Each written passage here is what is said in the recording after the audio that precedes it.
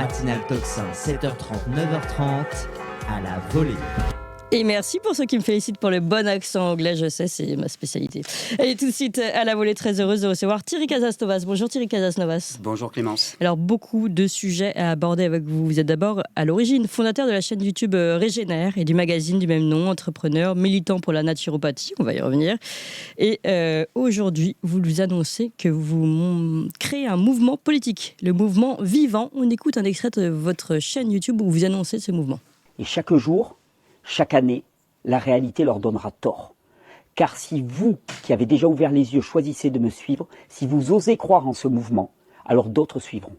Et d'autres encore. Parce qu'une idée, quand elle est juste, elle devient inarrêtable. Mes amis, vivants, c'est nous. Nous sommes vivants. Nous sommes les vivantes et les vivants. Et si aujourd'hui nous faisons le choix de nous lever, de refuser les dictats d'un pouvoir corrompu et de bâtir ensemble l'avenir que nous voulons, alors rien, absolument rien ne pourra nous arrêter. Ce n'est pas une utopie, c'est une certitude. Nous sommes vivants et nous allons le prouver. Merci. Voilà, un mouvement politique en marche pour le vivant. Thierry Casasnovas, vous allez nous présenter votre mouvement. Mais avant ça, revenons un petit peu sur l'origine justement de cette pensée du mouvement politique. Comment vous y êtes arrivé ? Et c'est peut-être aussi lié à ce qu'on va vous raconter à vous tous, chers auditeurs, tout de suite. Et je vais citer, pour rentrer dans le vif du sujet, et aussi éclaircir certains points, parce que certains me disent ici « Mais vous êtes fou d'inviter Thierry Casasnovas, un gourou fou qui met les gens en danger. » Eh bien, tout d'abord, nous ici, on fait ce qu'on reproche, on ne fait pas ce qu'on reproche aux autres, c'est-à-dire qu'on ne fait pas de liste noire avec des interdictions a priori. On permet des discussions, d'accord ou pas d'accord, et je ne dis pas forcément que je suis d'accord avec tout ce que vous faites, Thierry Casasnovas, mais on invite les gens et on invite à la réflexion, à vous de vous faire une idée. Hein. On est là pour flatter l'intelligence de chacun. Donc, vous avez le droit de réfléchir et de vous opposer, évidemment. C'est même l'objectif. Alors, Thierry Casasnovas, pour revenir sur ce qui s'est passé ces dernières années, je rappelle que vous vous êtes fait allumer par les politiques et les médias. Je cite le point, mais il y en a eu des milliers. Quand on cherche Thierry Casasnovas sur Google, c'est facile. Hein, on a à peu près une centaine de pages qui défilent. Et je cite un extrait. Ces dernières années, les gourous et autres manipulateurs, on parle des dernières années Covid, hein, les gourous et autres manipulateurs en tout genre ont bénéficié d'une exposition redoutable grâce aux réseaux sociaux. L'exemple de Thierry Casasnovas fait figure de modèle dans ce domaine, le naturopathe entre guillemets. Parce qu'il ne faudrait quand même pas qu'on vous accorde ce titre, mis en examen pour exercice illégal de la pharmacie et abus de confiance, a récemment repris ses vidéos, donnant des confiances défiant la connaissance de la médecine conventionnelle. Et là, patatras, le titre d'une de vos vidéos. Un bras peut-il repousser avec des jus ? Titrait-il dans une vidéo il y a quelques mois. Il avait notamment déclaré en 2014 que la chimiothérapie n'a jamais soigné personne et conseillé à ses fidèles de pratiquer le jeûne contre le cancer. Alors après ça, on nous rappelle que, évidemment, les signalements de la Miviludes ont explosé depuis le Covid et qu'il est temps de faire le nettoyage de tous ces gens type Thierry Casasnovas, tous ces gourous 2.0 comme on les appelle et comme les politiques ont repris le terme, faire le nettoyage de ces gens qui ne croiraient pas en la médecine et en la science et qui sont nuisibles, hein, c'est l'idée. Et donc pour ça... Signalement d'ailleurs que personne n'a vu, hein, je tiens à le préciser. Tout à fait. Ni moi, ni la juge d'instruction qui instruit l'affaire me concernant. Oui. On a demandé, la Miviludes ne lâche pas ses signalements. Ouais. C'est quand même très intéressant. Oui, alors ça d'ailleurs, parce que je rappelle qu'on a déjà fait un premier échange ensemble avec votre avocat, Oui. Fabrice Divisio. On est à ce moment-là, au moment de la question de votre interdiction, l'interdiction de votre chaîne et de cette loi qui était en préparation à l'époque. On va revenir sur la loi, parce que c'est important. Et à l'époque, oui, vous l'aviez signalé. Je renvoie tout le monde à cette vidéo que vous allez pouvoir retrouver ici en lien, cette première vidéo. Il était question, en effet, des signalements auprès de la Miviludes.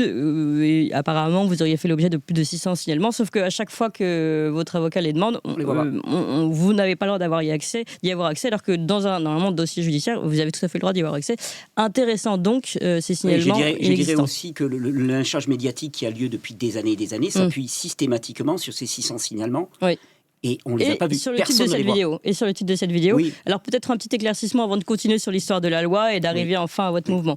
Ce titre vidéo qui choque beaucoup, un bras peut-il repousser avec des jus. Bon, les journalistes ont-ils, parce qu'ils reprennent tous le titre, les journalistes ont-ils regardé la vidéo? Bon, moi je l'ai fait, mais je vous laisse répondre et après je vais dire ce que j'en pense. Le titre de la vidéo, il est fait comme toute vidéo YouTube pour interpeller, je dirais même, j'espère, interpeller l'intelligence. Parce que quand on lit ça comme ça, on se dit, non, évidemment, non. Et il faut être stupide pour se poser cette question. Et en même temps, ça renvoyait à une vidéo que j'avais faite en 2014, dans laquelle la question était posée. Et j'essayais d'apporter une réponse physiologique, dans laquelle je faisais un petit peu de physiologie embryonnaire, en disant, mais qu'est-ce qui empêcherait que ce qui se passe à l'état embryonnaire se passe à l'état adulte? Et j'essayais de voir quelles étaient les conditions. Et à l'époque, en 2014, je disais, moi je pense qu'on y est bientôt et on y arrive et ça sera possible. Par contre, pas avec des jus, c'est pas la question. Il y a tout un processus à respecter. Et ce qui est intéressant, c'est que quand je reprends cette vidéo en 2020, quand je refais une vidéo pour refaire une mise au point, eh bien à ce moment-là, il y a 6 ans qui se sont passés et je publie une littérature scientifique en 2020 qui prouve que on est à 2 doigts maintenant d'y arriver et que énormément de scientifiques disent ok, la chirurgie régénérative, ce qu'ils appellent comme ça, c'est l'avenir de la chirurgie. C'est-à-dire que là, on commence à avoir des moignons de bras qui repoussent et on maîtrise les conditions. Il y a encore des petits défis techniques, mais on y est. Donc, c'est vraiment très intéressant parce que c'est toujours pareil. Quand on peut avoir des idées, les autres vont s'en moquer. C'est-à-dire que ce qu'on vous reproche ça, c'est parce que vous auriez titré la chirurgie régénérative avance. Je suis pas sûre qu'on vous aurait allumé. Mais un bras peut-il repousser avec des jus? Mais voilà. Mais ce que vous expliquez, c'est oui, mais c'est un titre, c'est un point d'interrogation. En fait, c'est quelque chose. On dit toujours, le gars, il veut faire repousser des bras avec des jus. Donc il y a un moment où je fais le point, je dis attendez, excusez-moi, est-ce qu'on peut un petit peu discuter intelligemment et pas faire de la punchline débile? Voilà ce que j'avais dit. Donc je prends mes extraits de vidéo. Voilà où on en est maintenant de la science. Et dites-moi, qu'est-ce qu'il y a de stupide et de crétin dans ce que j'ai dit? Parce que il y a un moment où ça suffit. Il faut regarder ce que la personne a. Aussi une expression quand vous renvoyez à vous. Bien C'est-à-dire, sûr, c'est le type qui veut faire repousser un bras avec des jus. C'est de la provocation. C'était votre. C'est de la provocation, donc vous avez bien sûr. provoqué en posant cette question. Évidemment. Oui, c'était assez amusant d'ailleurs. Évidemment, tout le monde n'a pas forcément d'humour. Mais de toute façon, ça reste une question. Et surtout, quand on va voir le contenu de la vidéo, ce que j'ai fait, on voit bien que vous dites que, en fait, la réponse à cette question que vous posez dans le titre, un bras peut-il repousser avec des jus, est non. Oui. Après, vous dites, bon, il y a en effet cette possibilité de régénération des cellules dans des conditions particulières, blablabla. Fermons cette parenthèse du bras et du jus, qui est juteuse malgré tout, et allons sur la liberté d'expression qui diminue, cette fameuse loi pour nous protéger, bien sûr, pour notre bien-être à tous, de lutte contre le sectarisme. À l'époque, la première fois qu'on vous avait rencontré, on était donc dans la préparation de cette loi, qui était une réponse directe à vous, cher Thierry Casasnovas, notamment. Oui, j'ai été cité en tout cas dans la proposition de loi. Vous étiez cité dans la proposition de loi, et dès qu'il y avait des articles qui parlaient de cette loi qui allait arriver pour nous protéger tous, eh bien, on voyait la photo de Thierry Casasnovas. C'est une très belle publicité. Donc cette loi discrètement a été votée un peu plus tard, le 10 mai 2024, et je vous lis 2 articles notamment qui doivent d'ailleurs vous aider, toujours donc visant à renforcer la lutte contre les dérives sectaires et améliorer l'accompagnement des victimes. Donc lorsque l'infraction a été commise, cette dérive sectaire, par l'utilisation d'un service de communication au public en ligne ou par biais d'un support numérique électronique, c'est votre cas, les peines sont portées à 5 ans d'emprisonnement et 75 000 € d'amende. Comment ça va être un peu plus grave. Là, c'était l'article 11, protéger la santé. Article 12, est puni d'1 an d'emprisonnement et de 30 000 € d'amende la provocation au moyen de pression ou de manœuvre réitérée de toute personne atteinte d'une pathologie à abandonner ou à s'abstenir de suivre un traitement médical thérapeutique lorsque cet abandon ou cette abstention est présenté comme bénéfique pour la santé de la personne. En gros, là, par exemple, on peut être considéré la question du soin du cancer, qui a été aussi un des sujets qui a été abordé avec vous, Thierry Casasnovas. Est-ce que vous pouvez nous dire un mot là-dessus? Le sujet du cancer, c'est un sujet effectivement qui divise. Moi, tout ce que je me suis plus à dire et à répéter de toute façon tout au long de mes vidéos, pendant presque 12 ans de vidéos, c'est qu'actuellement, on est dans un système d'assurance maladie. C'est-à-dire qu'actuellement, ce qui est promu, c'est le traitement. On finance des traitements. Et qu'il y a très peu qui est fait pour la santé. Et en fait, je crois que moi, de mon point de vue, c'est mon seul tort. C'est d'avoir dit, quand est-ce qu'on s'occupe de santé? Là, actuellement, on promeut des traitements, des médicaments et tout, ok. Coûteux et pas toujours efficace. Oui, Je et puis reprends les avec- termes Oui. du docteur de Lépine. Oui, et puis avec des effets secondaires qui sont indéniables. Enfin, je veux dire, allez voir des gens Bah, qui sont sous la chimiothérapie. chimiothérapie, c'est facile, c'est du poison. Donc, a priori, les effets cytotoxique. secondaires sont importants. C'est cytotoxique, donc c'est toxique pour les cellules. Donc l'idée, c'est toujours dire, mais attendez, quand est-ce qu'on s'occupe de l'amont? Quand est-ce qu'on s'occupe de faire en sorte que les gens soient en santé pour finalement rendre, comme je D'accord. l'avais dit dans une vidéo pour provoquer, rendre la médecine obsolète. C'est-à-dire que si on n'a pas la jambe cassée, on n'a pas besoin de béquilles. Donc il ne s'agit pas d'être anti-béquilles. Il suffit juste de dire, on va faire en sorte de ne pas se casser la jambe, comme ça on n'aura pas besoin de Ah ouais, béquilles. mais là, si vous détruisez Big Pharma, on est mal aussi. Hein. Donc, Oui, non, mais là, moi, je m'occupe des vivants, je m'occupe pas de la santé de l'industrie pharmaceutique. C'est d'ailleurs peut-être pour ça que c'est l'ordre des médecins et l'ordre des pharmaciens qui portent plainte contre moi. Peut-être. Alors, toujours dans ce sujet, à voir que cette loi anti-gourou 2.0, comme ils disent, vise vous, mais est assez très très large, hein, donc peut viser en fait des professeurs Raoult, parce qu'ils ont soi-disant empêché certains traitements et promu d'autres, avec la chloroquine, l'azithromycine, etc. Donc promouvoir la vitamine C va pouvoir éventuellement être dangereux. Considéré comme dangereux par eux. Oui. C'est ça que je veux dire. Donc, En plus, dans cette loi, méfions-nous en fait de ces lois qui visent soi-disant un méchant et on se dit bon bah c'est un méchant et puis c'est bon, mais en fait qui peut tous nous toucher à des niveaux différents.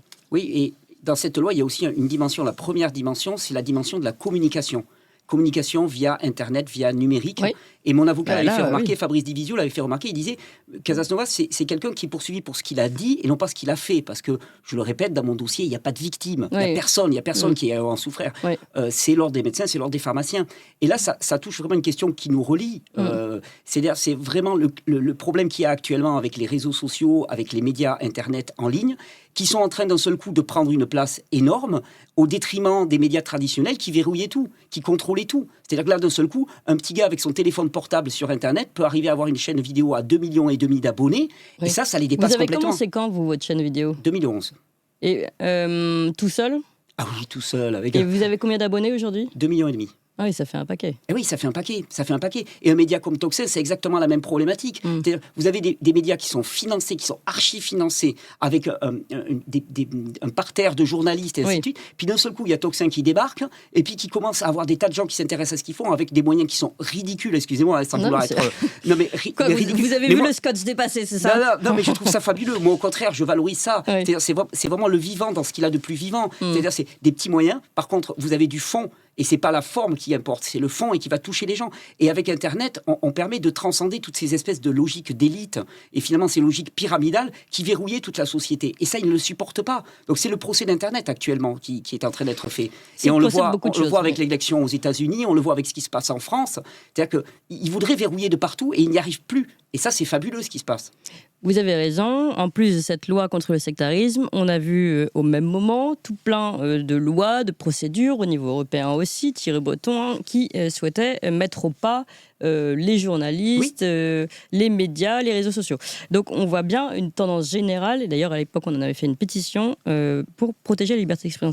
Cette tendance générale à vouloir contrôler. Mais comme vous l'avez dit, aux États-Unis, il y a un vent nouveau, et peut-être souffle-t-il aussi ici. Dans des coins reculés des pièces mais que nous pouvons sentir. Donc on revient toujours sur votre cas. Donc vous êtes fait allumer, vous avez été mis en examen. Oui. Ça s'est passé comment d'ailleurs la mise en examen? C'est violent. Ouais. Ah, c'est archi violent. C'est archi violent. 3 jours de garde à vue, mise en examen. La justice 3 jours de garde à vue? 3 jours de C'est garde à vue. énorme. Oui, Mais c'est énorme. c'est au niveau du terrorisme là, non? 3 jours il me semble. Oui, il me semble aussi. Mais avant ça, j'avais une perquisition chez moi avec une quarantaine de gendarmes qui cherchaient de la drogue, des armes. Enfin, Mais c'est c'est ça. Al Capone. De toute façon, ils sont obligés de chercher parce que sinon, ils n'ont pas le droit de vous garder 3 jours. Hein. Oui, c'est ça. Donc, oui, 3 jours de garde à vue, comparution devant la juge d'instruction qui vous dit le parquet a demandé votre mise en détention immédiate. Clairement, c'est violent. C'est très C'était très l'objectif. violent. Hein, c'était de C'est vous faire très peur. violent, surtout pour quelqu'un comme moi qui, a priori, voilà, moi, mon désir, ça a toujours été de partager des manger principes des de santé. légumes. Non, mais de Des partager des carottes. principes de santé. J'avais l'impression, je suis peut-être un peu naïf, mais c'est certainement un peu naïf, mais moi, je me dis, ce que je fais, c'est pour faire du bien aux gens. Ils prennent ce qu'ils veulent, ils laissent ce qu'ils veulent. Moi, et je ne voyais pas en quoi je pouvais être traité comme ça. Ça me paraît juste complètement disproportionné, déraisonnable. C'est intéressant, oui. Et il y a quelqu'un, une fois, qui a fait un commentaire qui m'avait beaucoup amusé. Il dit, c'est le seul gars qui a réussi à faire trembler la matrice avec un jus de carotte. Et effectivement, je pense qu'il faut vraiment prendre la dimension extrêmement dangereuse pour un système qui est basé sur la maladie et qui crée de la richesse sur la maladie, au fait de promouvoir la santé. C'est effectivement extrêmement dangereux pour le système. Oui. Et donc, ça explique la violence à laquelle moi et mes proches, parce que je tiens vraiment à le souligner, c'est pas que moi, c'est toute ma famille, ma femme, mes enfants, mes parents, tout le monde qui a été vraiment violenté par ce système, à l'extrême, médiatiquement, judiciairement, économiquement. Vous n'avez pas été condamné ? Mais non, bien sûr que non. Non. Donc, c'est-à-dire qu'ils n'ont rien pu trouver contre vous ? En tout cas, l'affaire est en cours et elle prend du temps, et elle prend beaucoup de temps. Et l'avantage, c'est que pendant tout ce temps-là, moi, je suis mis en contrôle judiciaire. Ouais, c'est ça. Et ce contrôle judiciaire, pour moi, ça tient lieu de bâillon judiciaire. C'est-à-dire que je suis... Là, vous êtes toujours sous contrôle judiciaire ? Oui, bien sûr. Depuis combien de temps ? Depuis mars 2023. Depuis mars 2023, et ce contrôle judiciaire a été renforcé en juin dernier, m'interdisant toute forme systématique d'expression en lien avec la naturopathie, le bien-être ou la santé. Donc interdit d'alimenter votre chaîne YouTube ? Ah oui, bien sûr, oui. Qui était votre gagne-pain, au passage ? Non, la chaîne YouTube, elle n'était pas rémunérée, donc non, c'était pas mon gagne-pain. J'ai jamais gagné d'argent avec ma chaîne YouTube, mais le fait de faire des stages, des formations, c'était cela par contre, c'était mon activité. Et ce qui est marrant d'ailleurs, c'est que je pourrais parler de mal-être. Mais je ne peux pas parler de bien-être. C'est fabuleux, c'est révélateur de notre société. Vous pouvez parler de mal-être, pardon, je n'avais pas compris. Je croyais que vous disiez mal-être. Non, je peux parler de mal-être. Je pourrais faire la promotion de l'alcool, de la consommation de cigarettes, des choses comme ça. Ça irait bien. Parce que ça va dans le sens du système. On crée de la valeur là-dessus. Puis après, on va traiter. Puis après, on va donner des médicaments. Puis après, on va faire des cures pour les gens. Et ça va bien. Tant qu'il y a de la maladie, tant qu'il y a du mal-être, ça va, la société, elle prospère. C'est intéressant la situation dans laquelle vous êtes. Enfin, pardon, intéressant, c'est terrible pour vous, mais c'est intéressant à analyser froidement, on va dire. C'est que finalement, là, vous l'avez dit, sous contrôle judiciaire, on vous a allumé médiatiquement, on vous a allumé politiquement. Cette loi qui vous vise directement, donc tout est fait pour vous enchaîner. Oui, et me bâillonner. Et vous bâillonner avant même que donc, la justice n'ait eu lieu. Bien sûr. Intéressant. Alors, on arrive donc à ce mouvement maintenant que vous lancez, qui... à vrai dire, moi, quand j'ai vu que vous lanciez un mouvement, je me suis dit, bon, c'est sa seule porte de sortie, entre guillemets, parce qu'on sait que lancer un mouvement politique, c'est aussi avoir accédé à un certain nombre de droits de protection de la personne qui lance ce mouvement et de ses idées. Donc, Thierry Casasnovas, je me suis dit, quand j'ai vu cette vidéo YouTube, vous avez trouvé une solution pour vous protéger, ce qui n'est pas un mal, mais est-ce que c'est ça ou est-ce qu'il y a plus ? Oui, il y a beaucoup plus. Il y a beaucoup plus. C'est multifactoriel, c'est comme toujours. Il y avait quelque chose qui était en moi, sauf que c'est toujours pareil. Moi, je suis un simple citoyen. J'ai jamais été impliqué dans la politique. Je suis conseiller municipal dans mon petit village, mais il y a 40 habitants, donc on ne peut pas dire quand même que ça soit un engagement politique fort. Et la politique, moi, ça m'impressionnait, ça me faisait peur, donc je n'avais jamais réfléchi en ces termes-là. Par contre, dans mon activité de promoteur de la naturopathie, j'ai toujours renvoyé à la responsabilité individuelle, à la prise de décision pour soi-même. Et actuellement, on se rend compte de plus en plus que le système est de plus en plus totalitaire et nous donne une liberté de choisir pour nous-mêmes qui est de plus en plus restreinte. Donc finalement, même si on ne s'intéresse pas à la politique, elle s'intéresse à nous et elle s'impose à nous. Oui, et donc il y a un moment où je me suis dit, mais en fait, il y a un moment où la liberté, on ne l'a plus. C'est-à-dire que ce que j'avance, on ne peut plus le mettre en avant. Donc cet engagement, il m'intéressait énormément. Il se trouve qu'il y a eu une concomitance, effectivement, avec l'interdiction de parler de naturopathie et de bien-être, avec le renforcement du contrôle judiciaire, qui a fait que ça m'a laissé un temps vacant. Et là, j'avais deux choix. C'est-à-dire, soit je m'arrête là, effectivement, je m'arrête là, je suis coincé, je suis cerné, je vais me reposer, j'ai mes arbres, j'ai mes animaux, je vis dans la montagne catalane, je suis bien, je m'occupe de ma famille, et ainsi de suite. Soit je vais là où mon cœur me porte. Et j'ai pris un peu de temps. Et j'ai commencé à réfléchir à cette question politique et l'engagement politique. J'ai commencé à écrire. Et j'ai ressenti une joie, un enthousiasme, une ferveur qui m'a indiqué que je me suis dit, OK, je vais y aller. Je vais y aller. Je crois vraiment qu'il y a quelque chose à dire. Je crois qu'il y a vraiment un message que je peux porter. Et j'ai envie de le faire. Et j'ai envie de le tenter. Même si ça me paraît, je vous l'accorde vraiment, ça me paraît une montagne. C'est un milieu que je ne connais absolument pas. Je me lance, vraiment, je ne suis pas un politicien. Je viens pas de ces milieux-là. Mais j'ai envie, parce que je pense que n'importe quel citoyen, et c'est le jeu de la démocratie quand même, a le droit de porter des idées qui lui sont chères. Et c'est ce que je fais exactement là. Alors, on ne va pas vous comparer à Robert Kennedy Jr. tout de même, mais la vie au centre pour un avenir sain, collectif et durable. Retrouvons notre santé, c'est un peu ce que vous dites. Donc c'est vrai qu'on peut retrouver quelques éléments du discours de Robert Kennedy Jr. Oui, le principe vraiment, et ça c'est important pour moi, il y a deux principes qui sont essentiels. Vous avez parlé de mouvement politique. C'est pas un parti, c'est un mouvement politique. Et il y a une différence fondamentale. Un parti, c'est une logique de hiérarchie, de gravir les échelons petit à petit en vue de briguer et de prendre le pouvoir. Un mouvement, c'est quelque chose d'horizontal, c'est quelque chose de citoyen, de populaire, au sens le plus noble du terme. C'est pas pour prendre le pouvoir, et d'ailleurs dans les propositions que je vais développer dans les mois à venir, si le mouvement que je propose a des velléités de prendre le pouvoir, c'est d'abord et avant tout pour le rendre au peuple. Par exemple avec des choses comme le RIC, par exemple le référendum d'initiative citoyenne, qui d'un seul coup redonne le pouvoir à tout le peuple, à celui à qui il devrait revenir de toute façon. Un mouvement, c'est fait d'abord pour fédérer les gens autour d'actions concrètes, sur le terrain, concrètement, et mettre le vivant au centre de l'équation. Ça, moi je viens d'un milieu, j'ai été formé d'abord à une science une science qu'on appelle la permaculture. Et la permaculture, c'est une science du vivant, de l'étude du vivant, et qui a des éthiques très très fortes. Et moi, j'aspire vraiment à une démocratie du vivant. C'est-à-dire que toute notre logique, actuellement, la plupart des partis que je vois, ils nous disent comment, ils se disputent sur comment on va y aller. Mais moi, en fait, je pense qu'il y a une question largement à se poser avant, c'est où on va. Où on va, c'est-à-dire collectivement, vers quoi veut-on aller? Quelle est notre éthique? Et on me parle de développement durable. Par exemple, on dit le développement durable, c'est mieux que le développement tout azimut.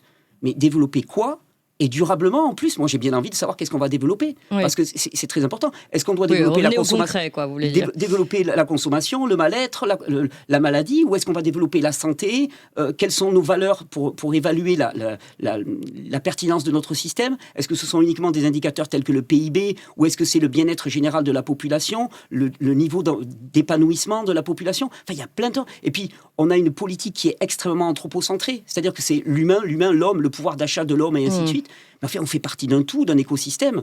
Et l'écologie, actuellement, elle est encore très, très anthropocentrée. Et c'est pour ça que ce terme de vivant, elle est importante. De toute façon, elle n'est pas très écologique, l'écologie, aujourd'hui. Non, on est complètement d'accord. Oui. C'est les vivants, les vivantes au sein du vivant. Et tout ça, c'est indissociable. C'est-à-dire qu'on est vivant parce qu'on a la vie en nous et on ne peut pas se dissocier de ça. Il faut faire tout avancer ensemble. Alors, plusieurs questions. D'abord, vous avez dit des actions concrètes. C'est-à-dire que vous allez commencer par quoi, là où vous êtes ? On va commencer à s'organiser sur le terrain, des groupes de personnes, pour se réapproprier ce qui nous paraît essentiel, c'est-à-dire l'éducation, l'agriculture, Donc ça veut dire quoi concrètement ? Vous reprenez des terres, vous organisez des permacultures, vous faites des écoles libres, etc. Alors oui, je pense qu'on va faire ça. C'est surtout, on va rassembler des citoyens pour décider ensemble de comment est-ce qu'on va avancer. Ce n'est pas moi qui ai des solutions. D'accord. Donc vous commencez comme ça. Sur la question de la multiplication des mouvements politiques, il y en a aussi beaucoup qui vont se dire, encore un mouvement, c'est très bien, mais essayez de vous organiser. On en a beaucoup quand même dans les mouvements entre guillemets alternatifs qui pensent comme vous, qui sont pas très éloignés. Et finalement, il y a une perte. Je dis pas que je suis d'accord avec cette réflexion, mais on peut se demander, est-ce qu'il y aura pas une perte, vous plus les autres, comment on fait pour suivre tout le monde ? Voilà. Qu'est-ce que vous répondez à ça ? Ce que je réponds, c'est que effectivement, des mouvements qui mettent en avant le vivant, d'abord et avant tout, j'en ai pas trouvé. Voilà. Et quand on prépare un repas, par exemple, un cuisinier, il va prendre différents ingrédients et chaque ingrédient garde sa saveur. On peut les assembler à un moment, mais chaque ingrédient va garder son individualité. À ce stade-là, il me paraissait essentiel qu'enfin, dans le discours politique, il y ait une voix qui défende le vivant. Il y ait une voix qui mette en avant ces grands principes-là et qui dise finalement, sans le vivant, nous ne sommes rien, nous ne pouvons pas avancer. Et arrêter de croire que l'homme peut se développer en faisant fi de sa dimension vivante. Et cette voix-là, elle n'était pas incarnée. Donc je me suis dit, je vais y aller. Je vais y aller parce que c'est le cœur de ce qui m'habite. C'est ce que je défends depuis une quinzaine d'années. C'est ce qu'on m'a interdit de défendre sur le plan de la santé. Je vais le porter plus largement. Et vraiment, je peux pas vous dire autrement. Il m'a semblé, quand je me suis posé et quand je me suis dit, maintenant, qu'est-ce que je fais ? J'ai dit, non, maintenant, il faut que je le porte. Donc, oui, peut-être qu'il y a une diversité, peut-être que ça nuit, ou peut-être pas, parce que c'est aussi le jeu démocratique, qui est des tas de mouvements qui s'expriment. Oui, bien sûr. Et pour moi, la pluralité, c'est pas une perte de richesse. Au contraire, c'est un enrichissement. Et par contre, il faut peut-être savoir à un moment s'allier, se relier. Ok, ça je suis d'accord, mais on n'en est pas à ce stade-là. Là, on en est pour avoir la puissance de la saveur de l'ingrédient et la puissance de ce terme de vivant. Et qu'est-ce que ça englobe ? Et quand je vais développer tout le programme et toutes les propositions, on va voir que ça englobe toutes les dimensions de notre vie. Alors, je cite vos engagements clés: protection et restauration de la vie et de la biodiversité, il y a du travail. Économie et souveraineté nationale, il y a du travail. Oui. Justice sociale et protection humaine, Il y a du travail, innovation démocratique et une nouvelle alliance avec le monde vivant. Où est-ce qu'on peut trouver donc est-ce que vous gardez la même chaîne YouTube, vous changez de chaîne? Comment on fait pour vous entendre et vous suivre? Je vais développer une nouvelle chaîne YouTube qui s'appellera Vivant directement. Il y a un site internet là qui est en cours de réalisation sur lequel on pourra consulter le programme et dans lequel il y aura un système pour créer des groupes locaux et on va commencer à organiser tout ça et on va le déployer dans les 2-3 mois qui viennent. J'encourage vraiment les gens à aller consulter le programme voilà, pour voir un petit peu qu'est-ce qu'il y a dedans réellement. Et on va prendre vraiment le vivant à tous les stades. Il y a des tas de propositions par rapport à l'école, par rapport même à l'enfantement, comment les enfants... Enfin, on a des richesses en France. Je pense à des gens comme le Boyer ou comme Michel Audin, par exemple, qui parlent de la natalité, qui parlent des conditions dans lesquelles les enfants et la vie arrivent dans le monde. On a des richesses incroyables et ces gens, on ne les écoute pas. Et moi, j'ai envie qu'on les écoute et j'ai envie qu'on commence à avoir une politique qui est centrée sur le vivant, le respect de la vie, la qualité de vie, et non pas simplement sur l'enrichissement de certains, sur des logiques politiques, sur des logiques de hiérarchie, sur des logiques de conquête, sur des logiques d'enrichissement personnel. C'est pas le but. C'est quelque chose de profondément citoyen, c'est quelque chose de profondément populaire au sens le plus noble du terme. C'est quelque chose qui vise à revaloriser ce qui est essentiel. Par exemple, je sais qu'actuellement, les agriculteurs, ils sont en train de monter, la colère, elle monte et elle est légitime. Et justement, une question sur les agriculteurs, vous proposez quoi? C'est quoi votre idée, vous, pour les agriculteurs aujourd'hui? L'idée, c'est effectivement, ils parlent de revaloriser leur profession, qui pour moi est à la base des bases de tout, de la chaîne alimentaire. Par contre, toujours la même question, pour produire quoi? Est-ce que c'est pour produire des OGM arrosés de pesticides ou est-ce que c'est pour produire une alimentation qui soit nourricière et qui nous assure la souveraineté alimentaire?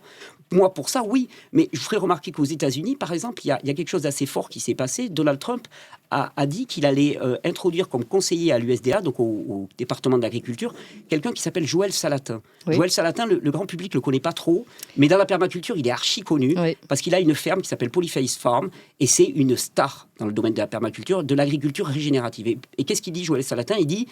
Tout commence par la santé des sols. Par la santé des sols. C'est tout. Ça se passe à ce niveau-là. Moi, je suis pour une agriculture qui s'occupe de la santé des sols, pour que les agriculteurs ils soient les garants de la fertilité, de la vie des sols. Et à ce moment-là, ils vont reprendre une place essentielle dans notre organisation. Thierry Casasnovas, vous avez dit quelque chose de très important. Il se trouve que Joël Salatin, nous l'avons interviewé. C'est une exclusivité. Ça nous permet de le dire ici à l'antenne.